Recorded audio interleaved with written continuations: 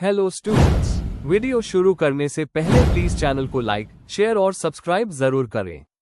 एक important information, अगर आपको इस वीडियो के नोट्स चाहिए तो डिस्क्रिप्शन बॉक्स में दिया गया डाउनलोड लिंक चेक करें।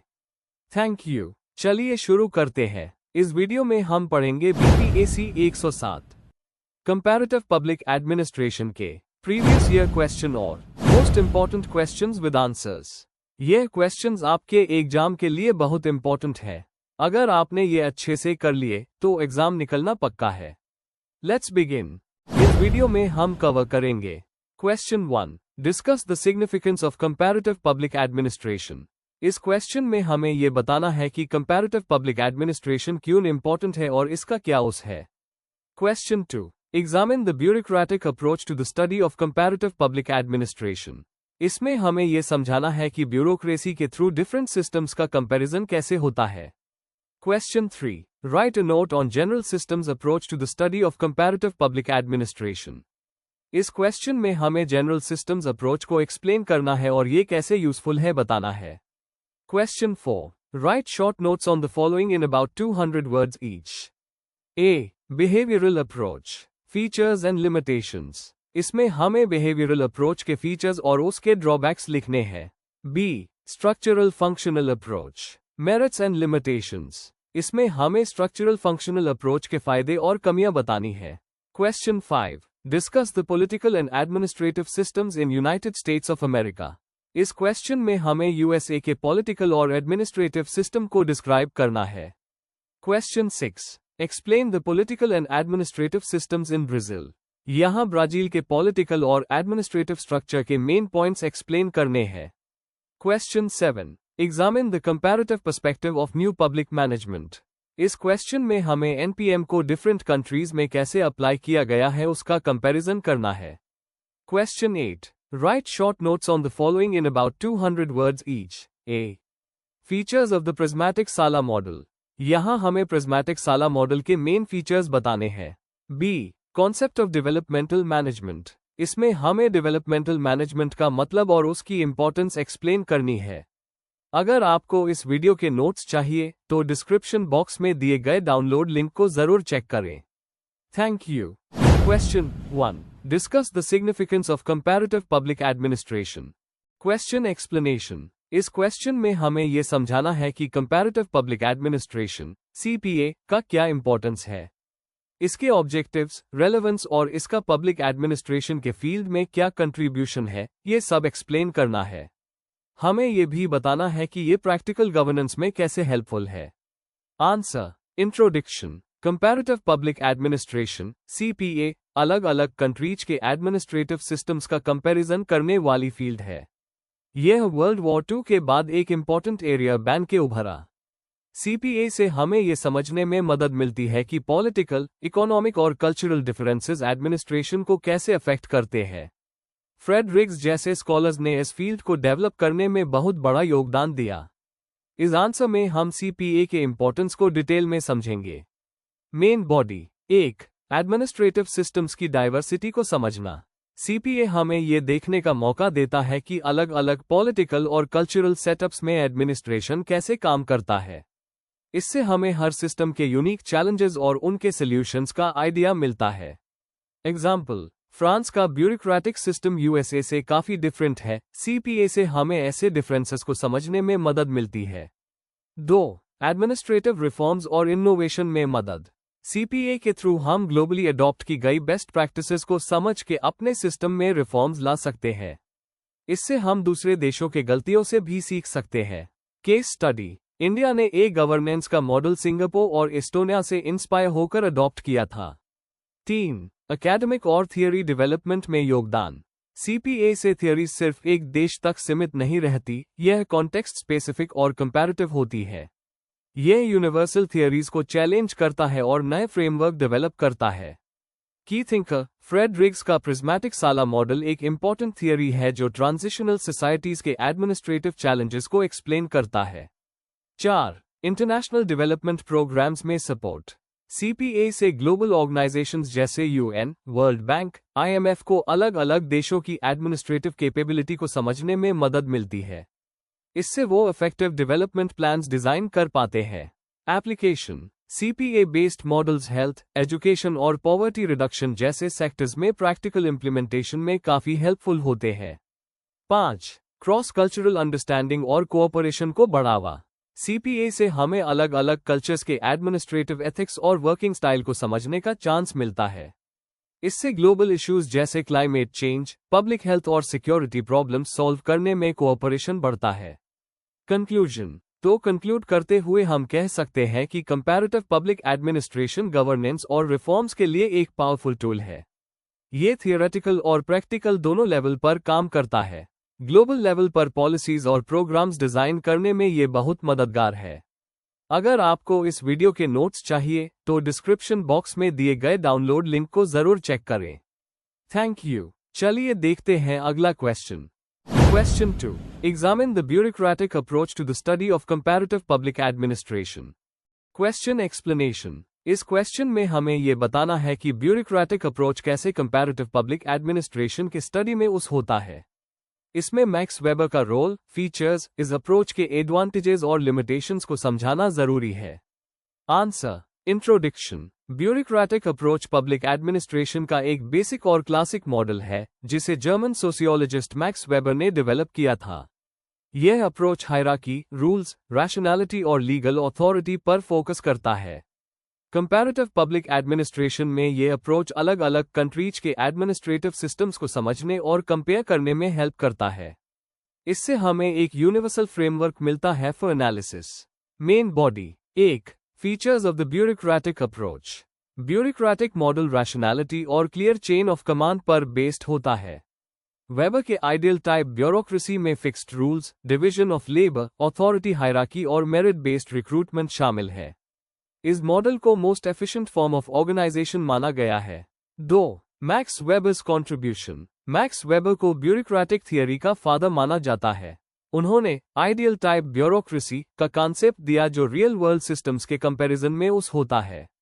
इस मॉडल के मेन पॉइंट्स हैं: हायरार्की का होना, rule based decision making, technical competence, formal communication, career based selection. 3. Application in comparative public administration. Bureaucratic approach के थ्रू डेवलप्ड और डेवलपिंग कंट्रीज के ब्यूरोक्रेसीज को कंपेयर किया जा सकता है। जैसे यूएसए का सिस्टम ब्यूरोक्रेसी के स्ट्रॉन्ग स्ट्रक्चर और अकाउंटेबिलिटी पर बेस्ड है, जबकि इंडिया का मॉडल वेबेरियन एलिमेंट्स का मिक्स है। यह अप्रोच कल्चरल और पॉलिटिकल कॉन्टेक्स्ट के अकॉर्डिंग ब्यूरोक्रेसी के एडजस्टमेंट को समझाता है। 4. Strengths and limitations. Strengths: systematic और स्ट्रक्चर्ड वे देता है कंपैरिजन के लिए। हर कंट्री के कॉन्टेक्स्ट में अप्लाई किया जा सकता है। इनएफिशिएंसीज को आइडेंटिफाई करने और रिफॉर्म एरियाज फाइंड करने में मदद करता है। लिमिटेशंस: कभी कभी ये मॉडल रियल सिचुएशन से ज्यादा आइडियलिस्टिक होता है। इनफॉर्मल प्रैक्टिसेस और पॉलिटिकल फैक्टर्स को इग्नोर करता है। मॉडर्न डायनामिक गवर्नेंस सिस्टम्स जिसमें कोलैबोरेशन इंपॉर्टेंट है, उनमें कम इफेक्टिव है। कंक्लूजन: ब्यूरोक्रेटिक अप्रोच ने कंपैरेटिव पब्लिक एडमिनिस्ट्रेशन के स्टडी को डायरेक्शन दिया है। यह स्ट्रक्चरल और फंक्शनल एस्पेक्ट्स का कंपैरिजन करने के लिए एक स्ट्रॉन्ग बेस देता है। लेकिन आज के फास्ट चेंजिंग गवर्नेंस एनवायरनमेंट में इसके साथ और अप्रोचेस को भी यूज करना चाहिए। आज भी ये रेलेवेंट है, लेकिन कंप्लीट सॉल्यूशन नहीं। अगर आपको इस वीडियो के नोट्स चाहिए तो डिस्क्रिप्शन बॉक्स में दिए गए डाउनलोड लिंक को जरूर चेक करें। Thank you. Let's see the next question. Question 3. Write a note on general systems approach to the study of comparative public administration. Question explanation. इस क्वेश्चन में हमें जनरल सिस्टम्स अप्रोच के बारे में बताना है, जो एक मेथड है कंपैरेटिव पब्लिक एडमिनिस्ट्रेशन को स्टडी करने का। हमें इस अप्रोच का बेसिक कॉन्सेप्ट, इसका उस और इसका इंपॉर्टेंस एक्सप्लेन करना है। साथ ही किसी में थिंकर का जिक्र भी करना है। Answer: introduction. General systems approach को सबसे पहले लुडविग वॉन बर्टलैम्फी ने डेवलप किया था और इसे पब्लिक एडमिनिस्ट्रेशन में डेविड ईस्टन जैसे थिंकर्स ने अप्लाई किया। यह अप्रोच किसी भी ऑर्गेनाइजेशन या गवर्नमेंट को एक सिस्टम के रूप में देखता है जिसमें अलग अलग पार्ट्स एक साथ काम करते हैं। कंपैरेटिव पब्लिक एडमिनिस्ट्रेशन में यह अप्रोच इनपुट्स, प्रोसेस, आउटपुट्स और फीडबैक के थ्रू सिस्टम्स को समझने में मदद करता है। Main body. 1. General systems approach का कॉन्सेप्ट। एक सिस्टम उन पार्ट्स का ग्रुप होता है जो आपस में कनेक्टेड होते हैं और एक गोल के लिए काम करते हैं। जनरल सिस्टम्स थियरी यह कहती है कि ये पार्ट्स एनवायरनमेंट के साथ इंटरैक्ट करते हैं। पब्लिक एडमिनिस्ट्रेशन में यह अप्रोच बताता है कि किस तरह इनपुट्स, जनता की डिमांड्स, प्रोसेसिंग, पॉलिसी बनाना, आउटपुट्स, सर्विसेज देना और फीडबैक, रिस्पॉन्स का प्रोसेस चलता है।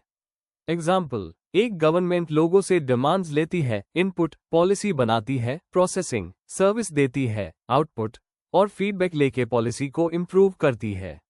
2. कंपैरेटिव पब्लिक एडमिनिस्ट्रेशन में इसका इस अप्रोच का यूज डिफरेंट कंट्रीज के एडमिनिस्ट्रेटिव सिस्टम्स को कंपेयर करने में होता है। ये बताता है कि अलग अलग देशों में पॉलिटिकल, इकोनॉमिक और कल्चरल इनपुट्स कैसे एडमिनिस्ट्रेटिव आउटपुट्स को अफेक्ट करते हैं। डेविड ईस्टन का मॉडल, इनपुट आउटपुट फीडबैक, इसमें कॉमनली यूज होता है। एग्जाम्पल, यूएसए और इंडिया का कंपैरिजन। यूएसए में पॉलिसीज पे क्विक रिस्पॉन्स मिलता है जबकि इंडिया में ब्यूरोक्रेसी के कारण डिले होता है। 3. सिस्टम्स अप्रोच के फायदे। होलिस्टिक व्यू, पूरा सिस्टम का स्ट्रक्चर समझने में मदद करता है। डायनामिक नेचर, चेंजेस और प्रोसेस के फ्लो पे ध्यान देता है। एनवायरनमेंट को समझना, पॉलिटिकल या सोशल एनवायरनमेंट के इफेक्ट को हाईलाइट करता है। केस एग्जाम्पल, डेवलपिंग कंट्रीज में ये अप्रोच बताता है कि ट्रेडिशनल वैल्यूज का एडमिनिस्ट्रेशन पे क्या असर पड़ता है। 4. लिमिटेशंस और क्रिटिसिज्म, कभी कभी ये बहुत एब्स्ट्रैक्ट हो जाता है, प्रैक्टिकल डिटेल्स कम देता है। पॉलिटिकल या कल्चरल फैक्टर्स को इग्नोर कर देता है। जहां सिस्टम्स ट्रांसपेरेंट नहीं होते, वहां अप्लाई करना मुश्किल हो जाता है। स्कॉलर्स का व्यू, कुछ लोग कहते हैं कि ये फ्रेमवर्क तो देता है, पर डीपर कल्चरल एनालिसिस के टूल्स नहीं देता। Conclusion, general systems approach comparative public administration में एक यूजफुल मेथड है जो हमें एडमिनिस्ट्रेटिव सिस्टम्स को स्ट्रक्चर और एनवायरनमेंट के एंगल से समझने में हेल्प करता है। इसका फोकस इंटरेक्शन और एडेप्टेशन पे होता है। हालांकि कुछ लिमिटेशंस है, लेकिन ये मॉडर्न एडमिनिस्ट्रेटिव स्टडीज का एक इम्पॉर्टेंट टूल है। अगर आपको इस वीडियो के नोट्स चाहिए तो डिस्क्रिप्शन बॉक्स में दिए गए डाउनलोड लिंक को जरूर चेक करें। Thank you. Let's see the next question. Question 4. Write short notes on the following in about 200 words each. A. Behavioral approach, features and limitations. B. Structural functional approach, merits and limitations. Question explanation.